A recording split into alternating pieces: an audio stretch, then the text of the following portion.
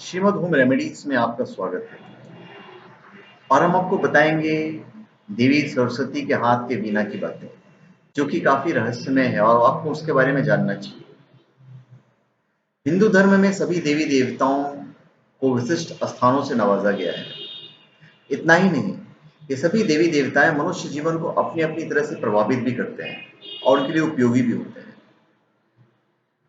देवी सरस्वती की बात करें तो उन्हें ज्ञान, पवित्रता और बुद्धि की देवी कहा जाता है। तस्वीरों और पौराणिक कहानियों की बात करें तो उनमें कमल के फूल पर विराजित माता सरस्वती के हाथ में वीणा दिखाई जाती है। कभी आपने सोचा है कि सरस्वती देवी की वीणा से क्या संबंध है? वे तो ज्ञान की देवी हैं, तो इसमें वीणा की क्या भूमिका है?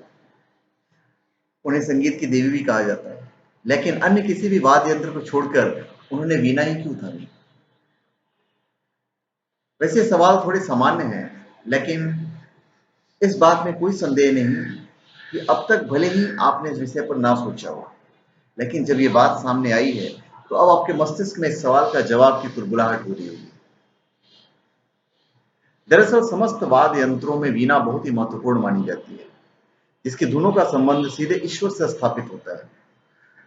ऋषि याज्ञवल्क्य ने भी कहा है कि वे मनुष्य जिसे वीणा में महारत हासिल है, उसे बिना प्रयास के ही मोक्ष प्राप्ति हो जाती है। देवी सरस्वती के हाथ में वीणा बहुत कुछ दर्शाती है। देवी सरस्वती के हाथ में वीणा है, उसे ज्ञान वीणा कहा जाता है। वह ज्ञान, अध्यात्म, धर्म और अन्य सभी भौतिक वस्तुओं से संबंधित है। जब वीणा को बजाया जाता है तो उसमें से निकलने वाली धुन चारों ओर फैले अज्ञान के अंधकार का नाश करती है। सरस्वती देवी वीणा के ऊपरी भाग को बाएं हाथ से और निचली भाग को अपने दाएं हाथ से थामे नजर आती है।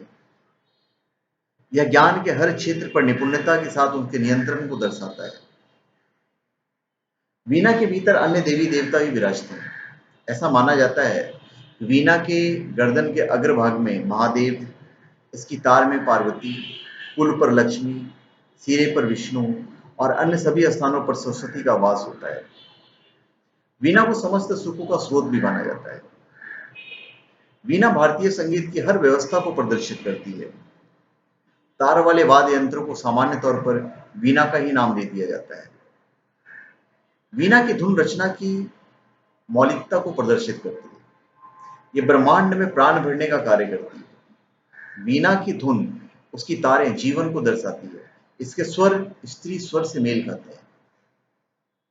वीणा की कंपन दैवीय ज्ञान की इशारा करती है।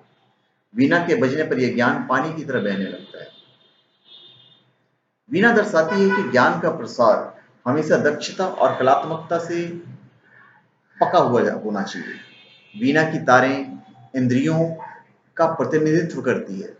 तारों पर नियंत्रण अर्थात इंद्रियों को अपने नियंत्रण में रखना। वीणा का दैविक नाम कच्छपी अर्थात मादा कच्छप है। यह दर्शाता है कि जिस तरह निष्क्रियता के काल में कच्छप अपने सभी इंद्रियों को हटा लेता है, कुछ इसी तरह मनुष्य को भी अपनी इंद्रियों और इच्छाओं को नियंत्रित कर लेना चाहिए।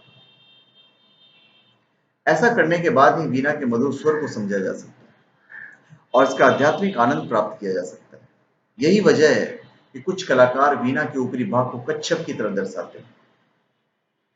जिस तरह मादा कच्छपी अंडों में से निकले बच्चों को सुरक्षित स्थान पर रखने के बाद उन पर ध्यान देते हुए अपनी जिम्मेदारियों को पूरा करने निकल जाती है, उसी तरह देवी सरस्वती भी अपने शिष्यों में ज्ञान का प्रकाश करने के बाद उन पर ध्यान भी देती है और उनके प्रति अपनी सभी जिम्मेदारियां भी उठाती है।